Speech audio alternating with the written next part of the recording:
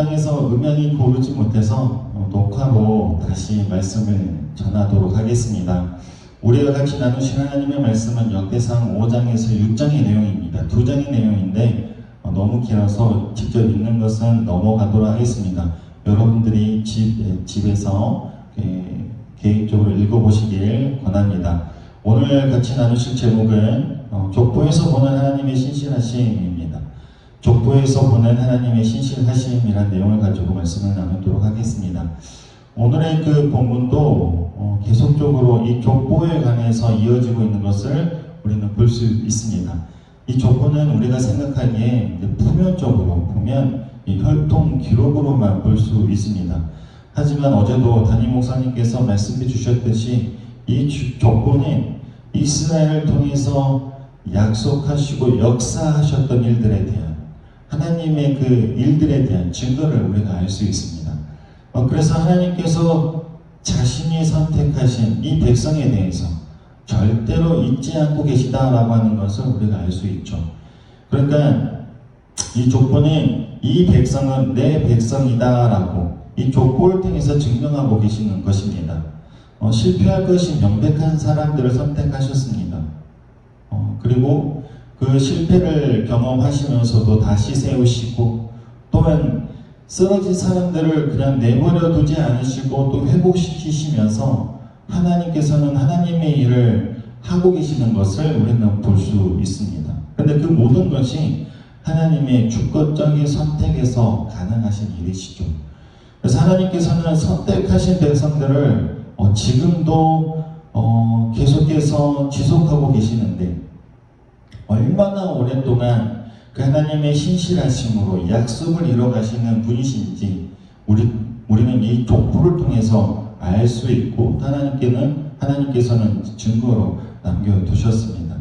그래서 하나님께서는 인간의 이름을 역사 가운데 남기시고 또 하나님의 그 주권적인 은혜 가운데 내려진 그 약속을 세대에 걸쳐서 이어지는 걸 우리는 또 확인할 수 있습니다.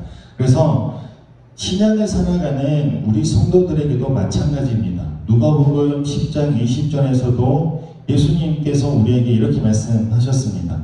너희 이름이 하늘에 기록된 것으로 기뻐하라 하시니라. 그러니까 하나님께서는 지금도 하나님의 백성인 우리의 이름을 기억하시고 또 언약 백성으로서 그 생명책에 기록해 놓아 주신다라고 했습니다.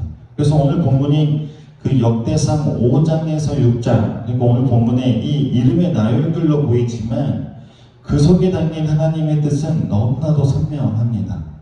이 하나님의 뜻이 선명한 것은 무엇이냐면 인간의 실패에도 하나님의 언약은 중단되지 않는다라는 사실입니다. 그러니까 5장에 등장하는 르우벤이죠. 르우벤은 야곱의 맏아들로서 장자의 그 권리를 가졌던 인물입니다. 그러나 르우벤은 아버지의 침상을 더럽히는 죄를 범했습니다. 그리고 이로 인해서 장자의 명분을 상실하게 됐죠. 5장 1절인데요. 그가 아버지의 침상을 더럽혔으므로 장자의 명분이 요셉의 자손에게로 돌아갔다. 이처럼 인간의 죄와 실패는 분명히 하나님의 판단을 불러옵니다. 죄에 대한 책임이 분명히 따릅니다. 르우벤은 장자의 자리를 잃었고 하나님은 이 르우벤을 그 자리에서 물러나게 하셨습니다. 그러나 여기서 중요한 것은 이 르우벤의 실패에도 하나님의 계획은 틀어지지 않았다라는 점입니다. 요셉을 통해서 장자의 그 권리를 이어가게 하셨고 또 하나님과의 그 언약의 그 역사가 계속해서 이어졌다라는 사실입니다. 인간은 실패할 수 있습니다. 그렇지만 하나님의 언약은 결코 실패하지 않습니다. 안타깝게도 사람의 불신앙이나 충성되지 못함에도 불구하고 이 하나님의 신실하심은 그 언약을 흔들림 없이 붙들고 또 이어가시고 있다라고 하는 점입니다. 르우벤은 떨어졌습니다. 그렇지만 요셉을 세우셨듯이 하나님께서는 그 언약의 역사를 지속해 가십니다. 이것이 하나님의 신실하심에서 나오는 하나님의 섭리입니다. 이것이 우리에게는 복음의 메시지가 됩니다. 우리는 우리의 죄로 인해서 하나님 앞에 설 수 없지만 하나님은 하나님의 그 자신의 약속을 위해서 대신하여 세우신 자 예수 그리스도죠. 예수 그리스도를 통해서 우리를 구원하십니다. 신약에서 이것이 더욱 분명해집니다. 아담은 실패했습니다. 그렇지만 둘째 아담으로서 오신 이 예수님께서는 잃어버린 그 언약을 회복하셨습니다. 그렇다면 하나님은 그 언약을 어떻게 이루어 가십니까? 단지 한 사람을 심판하고 다른 사람을 세우는 것으로 끝나지 않습니다. 하나님은 언약을 이루기 위해서 언약 백성 가운데 그 사명을 맡은 사람들을 세우십니다. 그로 인해 언약이 무너지지 않도록 또 다른 사람을 세우셔서 그 일을 이루십니다. 그래서 하나님의 역사는 사람을 통해 이어지고 또 하나님은 언제나 자신의 뜻을 수행할 그 사명의 사람들을 예비하고 계십니다. 바로 그 사명을 맡은 집단. 그러니까 하나님과 백성 사이를 잇는 중보자들이 오늘 본문에서는 레위 지파였습니다. 어제 말씀을 우리가 기억해 보면 이 족보를 통해서 드러내는 그것 중에 하나가 예배의 중요성이다라고 말씀하셨습니다. 왜 이방 땅에 끌려가게 되었고 또 왜 망하게 되었는지, 하나님을 버린 죄로 이 백성들이 왜 심판을 받게 되었는지, 그 뿌리에는 하나님을 버린 그 예배의 타락이 있었습니다. 그래서 하나님께서는 예배를 회복하기 위해서 그 사명을 감당할 자를 따로 세우셨습니다. 그게 바로 레위 지파입니다. 6장이 이제 그 레위 지파에 관한 내용인데요.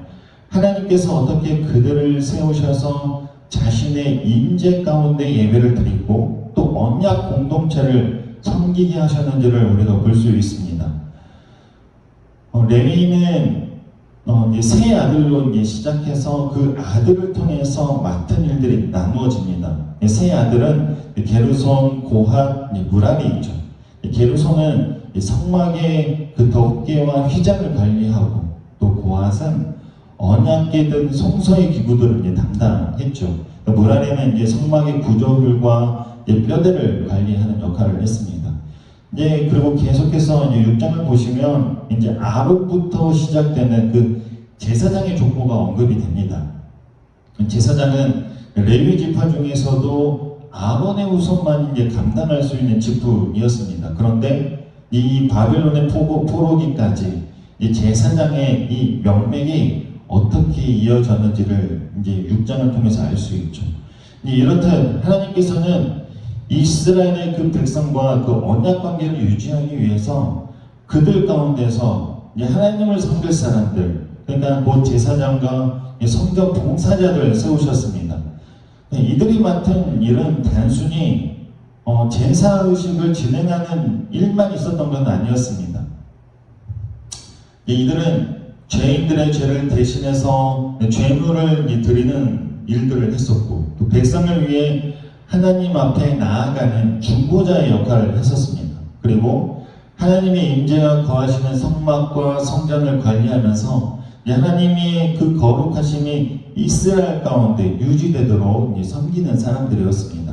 다시 말하면 이들을 통해서 백성과 하나님 사이에 서서 하나님의 그 거룩함과 은혜가 백성 가운데 흐르게 만드는 그 통로 역할을 감당하는 사람들이었습니다. 그래서 이들은 한 지파의 일원으로만 끝나는 것이 아니라 하나님께서 택하신 그 언약 공동체 안에서 특별한 사명을 위임받는 자들이었습니다. 그런데 여기서 우리는 이 레위 사람들의 사역이 단지 이 시대로 끝나는 것이 아님을 알 수 있습니다. 레위 지파의 직분과 그들이 감당한 모든 제사와 중보의 역할은 이제 장차 오신 이 완전한 제사장이신 예수 그리스도를 예표하고 있습니다. 그래서 히브리서 9장 12절은 이렇게 선포합니다. 그는 염소와 송아지의 피로 하지 아니하고 오직 자기 피로 영원한 속죄를 이루사 단번에 성소에 들어가셨느니라. 예수님께서는 레위의 그 제사장들이 반복적으로 드렸던 이 제사의 본질을 완성하셨습니다. 그러니까 예수님께서는 단 한 번의 제사로 자기 자신을 속죄의 제물로 드리심으로 모든 시대의 죄인을 영원하고도 완전한 중보를 이루셨습니다.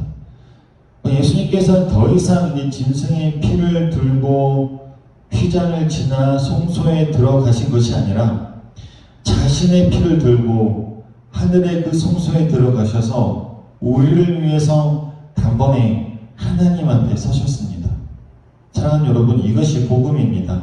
율법 안에서 반복되던 제사, 제사장, 그리고 성막의 그림자들이 예수 그리스도 안에서 실체로 드러났습니다. 그리고 여기서 끝이 아닙니다. 예수님께서는 자신만이 중보자가 되신 것이 아니라 그분 안에 있는 우리 모두를 새로운 제사장으로 부르셨습니다. 그래서 베드로는 이렇게 말합니다. 너희는 택하신 족속이요 왕같은 제사장들이요 거룩한 나라요 그의 소유가 된 백성이니 라고 말씀합니다. 이 말씀은 우리가 예수 그리스도 안에서 실제로 우리가 세상을 섬길 그 중보자의 삶을 살아야 하는 존재가 되었다라고 하는 이 선언입니다. 우리는 더 이상 피를 흘리는 제사를 드리지는 않습니다. 하지만 우리의 삶 전체가 하나님의 거룩하신 뜻에 그 뜻에 대한 응답으로 드려지는 산 제사가 되었습니다. 그렇다면 오늘 우리는 어떻게 제사장의 삶을 살아갈 수가 있겠습니까? 우리의 기도는 가정을 위한 중보가 됩니다. 그리고 우리의 말씀 선포와 복음 증거는 이 시대를 향한 예배의 부르짖음이 됩니다. 우리의 삶의 그 거룩함은 하나님의 세상 가운데 증거하는 영적 봉사입니다. 하나님은 지금도 교회 안에 우리들을 통해서 예배자와 중보자를 세우십니다. 그렇게 하시면서 성도 한 사람 한 사람을 통해 세상 속에 예배가 살아있다는 것을 증거하고 계십니다. 레위 지파의 이름은 족보 속에만 기록되어 있지만 예수 그리스도 안에서 우리는 하늘 생명책에 이름이 기록된 제사장들입니다. 그래서 이사야가 고백했던 것처럼 내가 너를 지명하여 불렀다니 너는 내 것이라 라고 말씀하신 것처럼 하나님의 부르심은 오늘도 저와 여러분들을 물론 복음을 기다리는 누군가에게 지명되고 있다는 사실입니다. 사랑하는 여러분, 하나님께서는 우리를 예배자로 부르셨습니다. 중보자로 세우셨습니다. 그래서 이 땅에서 하나님 나라의 통로가 되게 하십니다. 그러므로 말씀을 생각하며 우리가 다시 한번 기억했으면 좋겠습니다. 나의 이름이 하나님께 기록되고 있다는 사실, 그리고 나의 삶이 하나님 그 언약 안에 있다는 사실, 그리고 나를 통해서 하나님의 구속사가 이루어지고 있다는 사실을 우리 다시 한번 더 기억하길 원합니다. 그러니 사랑하는 여러분, 두려워하지 마십시오. 지금 우리의 환경이 어둡고 또 세상이 무너지고 있는 것처럼 보여도 하나님은 여전히 자기의 이름을 부르시는 그 사람들을 찾고 또 세우십니다. 그리고 언약을 이뤄가시는 하나님이신 줄 믿길 원합니다. 사랑하는 여러분, 이번 한 주는 북한을 생각하고 기도하고 있습니다. 북한에도 하나님의 역사가 이루어지도록 또 하나님의 일꾼이 준비되어 하나님의 일을 하시도록, 그래서 저 땅에 하나님의 공의가 이루어지도록 기도해 주시고, 또 마지막으로 우리에게도 오늘도 예배자이며 중보자이며 왕같은 제사장으로 살아가는 저와 여러분이 되시길 주의 이름으로 소망합니다. 함께 기도하겠습니다. 사랑이 많으신 하나님 아버지 감사드립니다. 오늘도 하나님의 이름을 의지하여 세상 가운데 나갑니다. 하나님, 우리에게 새 힘을 허락하여 주시고 또 우리가 겪는 모든 일들에 능히 이겨낼 수 있는 능력과 믿음을 우리에게 담대하게 주셔서 이 세상을 섬길 수 있는 저희가 될 수 있도록 역사하여 주시고 붙들어 주시옵소서. 그러니 오늘도 하나님의 은혜를 누리며 마음껏 하나님 안에서 기뻐하고 감사하며 찬양하는 그러한 삶을 살아갈 수 있도록 주께서 인도하여 주시옵소서. 감사드리고 우리를 원하신 예수 그리스도의 이름으로 기도드립니다.